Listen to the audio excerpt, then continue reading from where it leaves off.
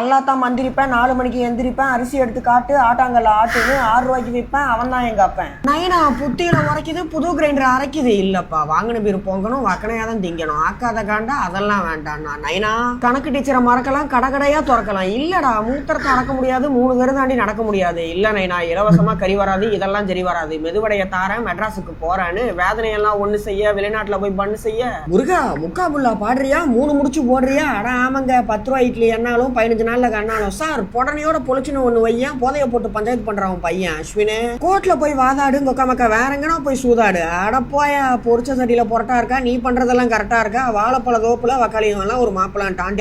சிவனேசம் அவன் சின்சியர் அவன். முருகா ஆசீர்வாத ஆட்டா, அப்பா அவ்வளவுதான்டா டாட்டா. சார் பொங்க சோறு தந்துடுறேன், போயிட்டு உடனே வந்துடுறான்னு அங்க போய் பார்த்தா அடி ஆத்தா அடி ஆத்தா, இழந்த வடைய பிக்கிறான், எல்லாத்தையும் இழந்துல நிக்கிறான். முருகா உள் ரூம்ல தூங்கிடுறேன், உன் கடையை நான் வாங்கிடுறேன், காணா பாட்டு பாடு, கையெழுத்து மட்டும் போடும். மகனே இட்லி கடையை விற்ப, இங்க தான்டா திருப்பேன் கோப்பேன். ஏப்ரல் ஃபூல், கால் கடுக்க நிக்க மாட்டேன், கடையெல்லாம் விற்க மாட்டேன். சூப்பர், 4 இடசல் தின்றுருக்க, நல்லதாயா பண்றேன். நைனா உத்தரவாதம் தரமாட்டான், ஊரை விட்டு வரமாட்டான். சாரி சார், அவிச்ச இட்லியை விற்பேன், அங்கதான் நான் நிற்பேன். இப்போ என் பேக்கு இட்லி குண்டாவை தூக்கு.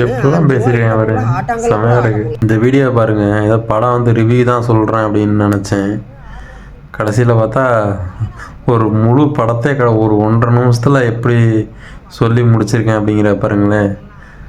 ஒரு முழு படத்தோடைய கதையவே காமெடியாக ஒரு 1.5 நிமிஷத்தில் எப்படி சொல்கிறதுங்கிறத பார்த்து தான் கற்றுக்கணும்.